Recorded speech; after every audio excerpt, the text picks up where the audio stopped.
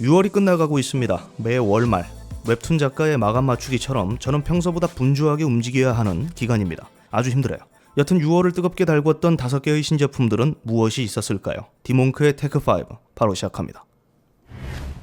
매번 멋져 보이는데 내 돈 주고 사기 껄끄러운 노트북 레이저가 블레이드의 최신형 모델들을 드디어 국내 출시합니다. 단연 눈에 띄는 모델은 역시 레이저 블레이드 15 어드밴스드 R80S입니다. 15인치 노트북이고 최고 사양 모델이에요. 10세대 인텔 코어 i7, 엔비디아 RTX 2080 슈퍼, 맥스큐 디자인, 16GB 램을 탑재한 정말 고사양 모델입니다. 최신 게임들을 모두 플레이할 수 있는 그런 사양이죠.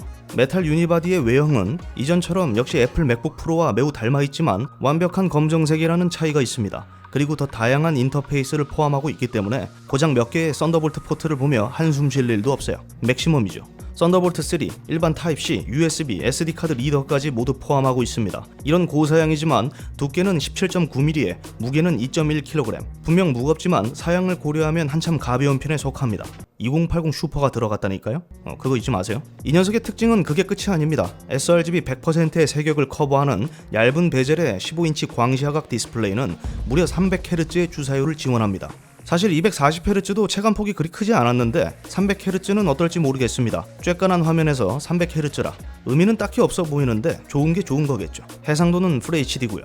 참고로 국내 출시 여부는 모르겠지만 4K OLED 디스플레이를 채용한 모델도 있습니다. 300Hz가 필요 없다면 해외 직구를 통해 OLED 모델을 찾아보는 게 나을 수 있겠다는 생각도 드네요. 저라면 그랬어요. 그 외 1TB의 NVMe SSD, DDR4 16GB의 메모리를 내장했고요. 메모리는 최대 64GB까지 확장할 수 있습니다. 배터리는 80Wh, FHD 해상도를 고려하면 충분히 넉넉한 편이고요. 쿨링 시스템은 이전처럼 증기 챔버 방식과 그래파이트 소재를 활용했습니다. 확실히 이번에도 정말 멋져 보이는데 역시 내 돈 주고 사기 좀 껄끄러운 노트북이 될 것 같습니다. 왜 껄끄럽냐고요? 이거 460만원입니다. 껄끄러워지셨죠? 다 그런 거예요. 족보가 꼬여서 이제 어떻게 불러야 할지 모르겠습니다. 삼성 하만 JBL이 게이밍 헤드셋들을 출시했습니다. 그중 으뜸 모델은 단연 퀀텀1입니다. 퀀텀1.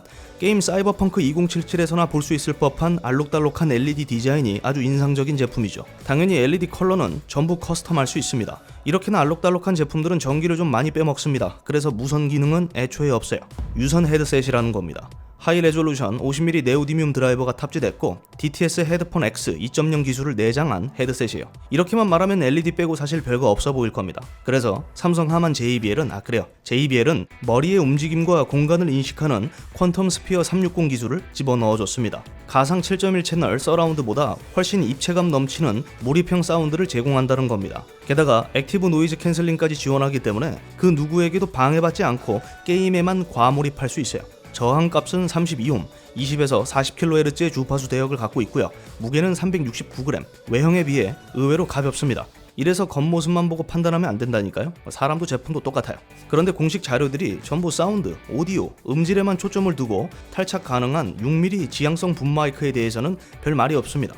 그렇다는 건 마이크가 하자일 가능성이 있다는 말인데 다행히 디스코드 인증을 받았다고 하네요. 내 목소리를 남에게 전달하는 데는 큰 문제 없다는 거죠. 그리고 PC 외에 플레이스테이션 4, 엑스박스 1, 닌텐도 스위치에서도 사용할 수 있다고 합니다. 관대하네요.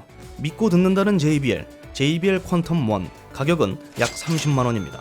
믿을 수도 있는데 저렴하기까지 해. 이득이죠. 야, 삼성 진짜 돈 많구나. 부럽다. 올림푸스는 접었지만 소니는 이번에도 폈습니다. 세 번째 소개할 제품은 ZV-1입니다. 유튜브 크리에이터들이 아주 좋아할 만한 컴팩트 카메라입니다. 렌즈를 갈아 낄 필요도 없고 마음대로 돌릴 수 있는 스위블 디스플레이에 외장 마이크까지 장착할 수 있는 카메라입니다. 굳이 외장 마이크를 달지 않아도 본체에 내장된 3캡슐, 지향성 마이크와 덤으로 껴주는 윈드스크린만 있어도 들어줄 만한 소리를 들을 수 있다고 하네요. 가장 중요한 건 본체 크기가 여러분의 손바닥만 하거나 더 작다는 겁니다. 무게는 약 294g, 가볍기까지 하죠. 이렇게만 설명하고 끝내면 카메라에 관심 있는 분들은 어디 한 구석이 불편할 겁니다. 그죠? 더 자세한 걸 원하실 테니까요. 이 녀석은 2000만 화소 1인치 엑스모 RS CMOS 센서가 탑재됐고요. 자이스 2470, f1.8에서 2.8 렌즈가 적용됐습니다. 가변조리개요. 3단계 ND 필터도 있고 S-Log3 촬영도 지원합니다. 동영상을 찍기 위해 필요한 하드웨어 스펙은 모두 갖춘 셈입니다. 그런데 아쉽게도 스틸 이미지는 광학식 손떨림 방지를 지원하지만 영상 촬영은 전자식 보정이 들어갔습니다. 동영상 카메라라 해놓고 정작 광학식은 사진뿐이라니 이건 좀 놀랍지만 손을 안 떨면 돼요. 그리고 소니 카메라에 수입을 디스플레이가 적용됐다는 것만으로도 만족하셔야 됩니다. 여튼 동영상은 최대 4K 30프레임 레코딩이 가능하고요. 비트레이트는 100Mbps, 적당히 괜찮은 품질의 결과물을 만들어주는 그런 카메라입니다. 유튜브용으로는 전혀 문제 없습니다. 그 다음 두 가지 정도가 궁금하실 텐데, 하나는 AF고 하나는 배터리일 겁니다. AF, 소니잖아요. 좋습니다. 600만원짜리 파나소닉 루믹스 S1H보다 빨라요. 말 다 했죠. 어떻게 하냐고요? 제가 S1H를 쓰니까요. 그 다음 배터리, 본체 크기가 손바닥만 하다고 말했죠? 그만큼 배터리도 작습니다. 한 번 충전으로 동영상 연속 촬영 시 약 1시간 15분 정도를 사용할 수 있다고 하네요. 소니 ZV-1 기본 패키지 가격은 99만원. 유튜브 시작하려는데 카메라 뭐가 좋을까요? 하시는 분들은 이런 거 사서 쓰시면 됩니다. 유튜브를 빨리 포기할수록 최신 기종이라 되팔아도 덜 손해봐요. 축하드립니다. 견주와 뮤 집사들을 위한 아이템입니다. 펜밀리아. 반려동물들을 가두는 세련된 감옥이 아니고요. 녀석들을 씻기고 말려줄 때 필요한 드라이룸입니다. 굉장히 스타일리시하게 생긴 게 이것도 어디 SF 영화에서나 볼 법한 디자인이죠. 세계 최초의 양문 오픈 도어 방식, 서클형 공기 순환이 특징입니다. 단지 제품 내에서 공기가 돌아가는 게 아니라 4단계 공기 정화 필터가 포함되면서 동물들의 털과 먼지까지 걸러내준다고 하네요. 생긴 것답게 사용법도 복잡하지 않습니다. 우측에 붙어있는 버튼들로 손쉽게 제어할 수 있거든요. 그런데 가장 중요한 건 내가 키우는 반려동물이 제품 내에 들어갈 수 있느냐 없느냐, 이게 중요한 거겠죠. 제조사는 10kg 이내의 동물들만 사용할 것을 추천한다고 합니다. 작은 견종들, 말티즈, 푸들, 포메라니안, 그리고 고양이들이나 들어갈 수 있는 그런 제품이라는 겁니다. 반려동물 목욕 후 물기를 어느 정도 제거한 상태로 퀵 드라이 기준으로 소요되는 시간은 15분, 전기료는 하루 1시간씩 매일 사용 시 월 28kWh, 약 1130원 정도라고 합니다. 반려동물들을 키워보신 분들이라면 아시겠지만 매일 같은 산책, 그리고 목욕 후 매번 드라이어로 말려준다는 게 그리 호락호락한 일이 아닙니다. 제가 봐도 참 매력적으로 보이는 그런 제품이에요. 얼마일까요? 149만원. 매력이 좀 떨어졌습니다. 다시 생각해보자고요. 몸집이 작다면서요. 그냥 들고 말리세요. 그리고 무엇보다 동물들이 이걸 싫어하면은 바로 중고나라에 팔아야 돼요. 마지막은 저처럼 고휘도 RGB LED를 사랑하는 소비자들을 위한 제품입니다. 커세어 IQ LS100.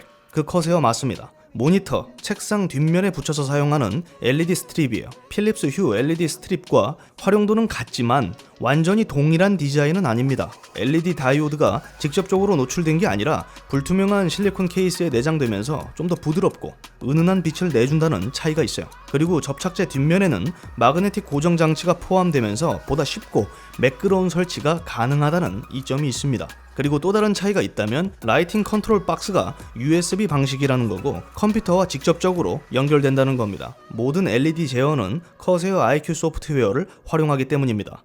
스타터팩 기준으로 총 84개의 LED 컬러를 개별적으로 지정할 수 있고 당장 쓰고 있는 커세어 하드웨어들과 똑같은 라이팅 애니메이션을 지정할 수 있다는 것, 이 녀석의 최대 강점이라 볼 수 있습니다.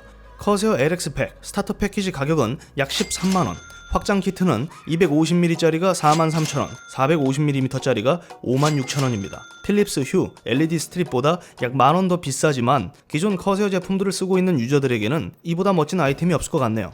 레이저 유저들은 그냥 필립스 휴 쓰세요. 크로마 지원해. 제가 준비한 6월의 5개 신제품 소식은 여기까지입니다. 제가 봤을 때 분명 이 중에 하나쯤은 갖고 싶은 게 있으실 거예요. 그죠? 어떤 제품이 갖고 싶은지 또 사고 싶은지 댓글로 남겨주시면 제가 꼼꼼히 읽어보도록 하겠습니다. 읽어보겠다고요. 이상 디몬크였고요. 전 다음 영상으로 또 찾아뵙도록 하겠습니다. 시청해주셔서 감사합니다. 코로나19로 인해 아직도 고통을 받고 있습니다. 다들 힘내시고요. 저도 힘내겠습니다. 제가 여러분 사랑하는 거 다 아시죠? 테크5만 보지 마시고 다른 영상들도 좀 봐주세요. 저도 먹고 살아야 계속 이런 영상들을 만드는 즐거움이 있지 않겠습니까? 사랑합니다.